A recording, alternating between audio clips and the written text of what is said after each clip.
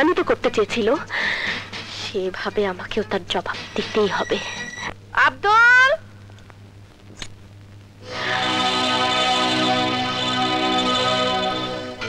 মা তুমি এতকাল আপনি আব্দুল মর্জিনার সেবা নিয়েছেন, এখন থেকে আমিই আপনার সেবা করব। তোমার মতো মেয়ের সেবা আমার কোনো দিনই দরকার হবে না। কিন্তু আমার দরকার হবে। সকালে আপনি যে অভিনয় করে সবার সামনে আমাকে দোষী সাব্যস্ত করতে চেয়েছিলেন, তার একটা জবাব আপনাকে দিতে হবে না? কি বলতে চাও তুমি? আমি তো আগেই বলেছি, কেউ যদি আমাকে ঢিল ছোড়ে, যতক্ষণ না পর্যন্ত আমি তার উপর ঢিল ছুঁড়ে না দেই, ততক্ষণ পর্যন্ত আমি শান্তিতে ঘুমোতে পারি না। কি কি বলতে চাও তুমি? সিম্পল কথা, একদম সোজা। আপনি ড্রয়িং রুমে ইচ্ছে করে পড়ে গিয়ে আপনার ছেলের কাছে আমাকে দোষী বানাতে চেয়েছিলেন। হ্যাঁ, এভাবেই তোমাকে দোষী বানিয়ে ওর মন থেকে বিষিয়ে দেব, তারপর দূর দূর করে সজীবী তোমাকে বাড়ি থেকে তাড়িয়ে দেব। দিল্লি বহু দূরে মা, আপনার এই কল্পনা কল্পনাই থেকে যাবে, কোনোদিনও বাস্তবে সম্ভব হবে না। আপনি চলেন ডালে ডালে আর আমি চলি পাতায় পাতায়। তাই নাকি? হ্যাঁ, এই দেখুন।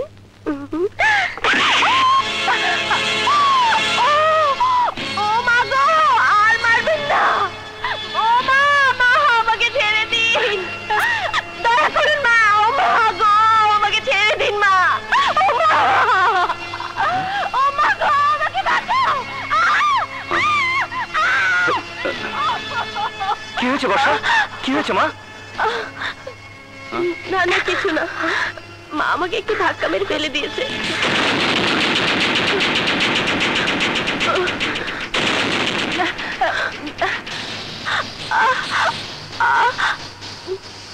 মা, তুমি ভাবিকে এভাবে? না, এ সব মিথ্যে কথা। হ্যাঁ, সব মিথ্যে কথা। কেন শুধু শুধু মাকে দোষারোপ করছো? ওনার ইচ্ছে হয়েছে আমাকে মেরেছে, আমি কিছু মনে করিনি বাবা।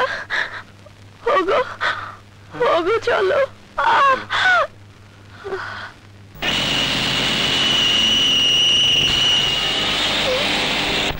আপনি কত দূরে গিয়েছেন? 5 পা এগিয়ে যাই তো আবার 10 পা পিছিয়ে যেতে হয়।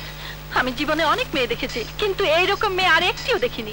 তাহলে তোকে যে 2 কোটি টাকা দেব ভেবেছিলাম, সেই টাকাটা আর আমেরিকার বাড়িটা আপনার হাতের মুঠোর মধ্যে এসে ফসকে গেল? না না না, এখনো যায়নি।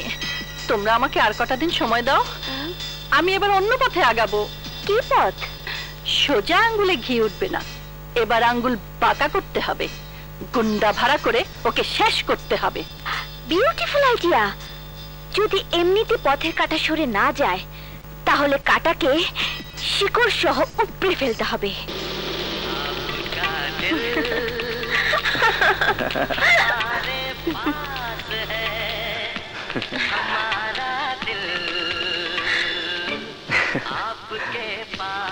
কোথায় নিয়ে যাচ্ছ? ঘরে 4 দেয়ালের মধ্যে বন্দি থেকে তোমার দমটা বন্ধ হয়ে আসছিল, তাই তোমাকে নিয়ে বেড়াতে যাচ্ছি। আমার দম বন্ধ হয়ে যাচ্ছিল, তুমি জানলে কি করে? অনেক কিছু না জানলেও বুঝে নিতে হয়। বিয়ের পর এই প্রথম তোমাকে নিয়ে বেড়াতে যাচ্ছি। কিন্তু বাড়িতে অনেক কাজ রয়ে গেছে। কাজ কাজ আর কাজ। দেখ, বিয়ের পরে তুমি বউ না হয়ে কাজের মেয়ে হয়ে গেছো। বউদেরই তো কাজ করতে হয়, নইলে স্বামীরা তো পাওয়া যায় না। কাজ না করলেও আমি তোমাকে সারা জীবন ভালোবাসায় ভরে রাখবো। সোজা আসতে। ও মাই গড! এই কারা তোমরা? এভাবে কেউ গাড়ি চালায়?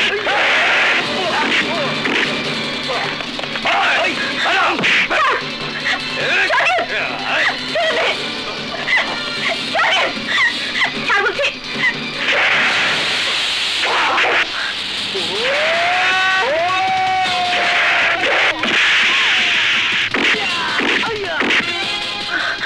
সজীব!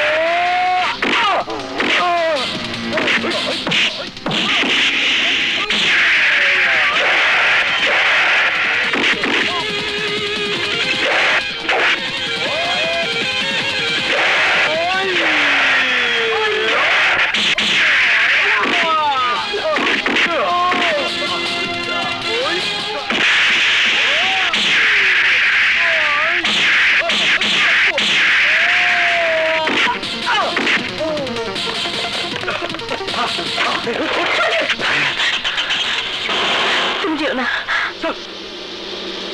ওরা কারা? কেন তোমাকে মারতে চেয়েছিল? আমি জানি না, তবে আমি বুঝতে পারছি তোমার পথ থেকে আমাকে সরিয়ে দেওয়ার চেষ্টা করছে কেউ। কে?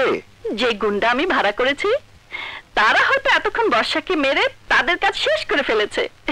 এবার সজীবের সাথে তোর বিয়ে দিয়ে আমি আমার ওয়াদা পূরণ করব। মা, ওই 2 কোটি টাকা কিন্তু রেডি রাখিস। মা,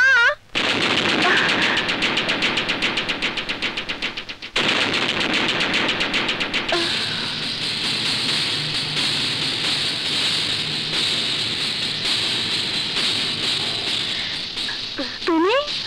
হ্যাঁ মা, আমি আপনার বৌমা। আমাকে দেখে আপনি চমকে উঠলেন কেন? না না, চমকে উঠবো কেন?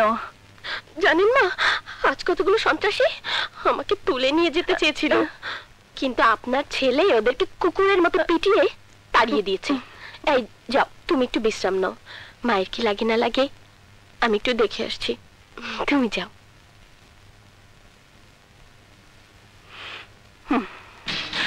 আপনি যে গুন্ডাদের ভাড়া করেছিলেন তারা আমাকে মারতে পারেনি, আর পারবেও না। একটা কথা মনে রাখবেন মা, যদি আমি ইচ্ছে করে না যাই তাহলে কোনো শক্তি আমাকে এ বাড়ি থেকে তাড়াতে পারবে না। আর হ্যাঁ, আপনার ছেলেকে আমি জানতেই দিইনি যে কাজটা আপনার, কারণ এটা মা ছেলের যুদ্ধ নয়, এটা বউ শাশুড়ির যুদ্ধ। এই যুদ্ধে আপনি পরাজিত হবেন, এটা আমার চ্যালেঞ্জ।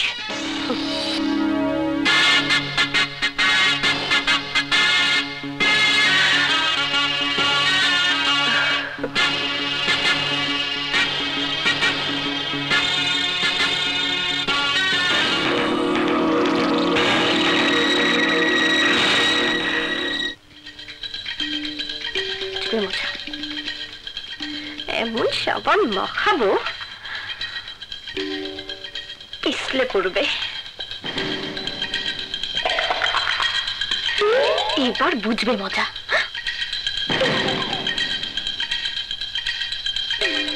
এবার বুঝবে খেলা।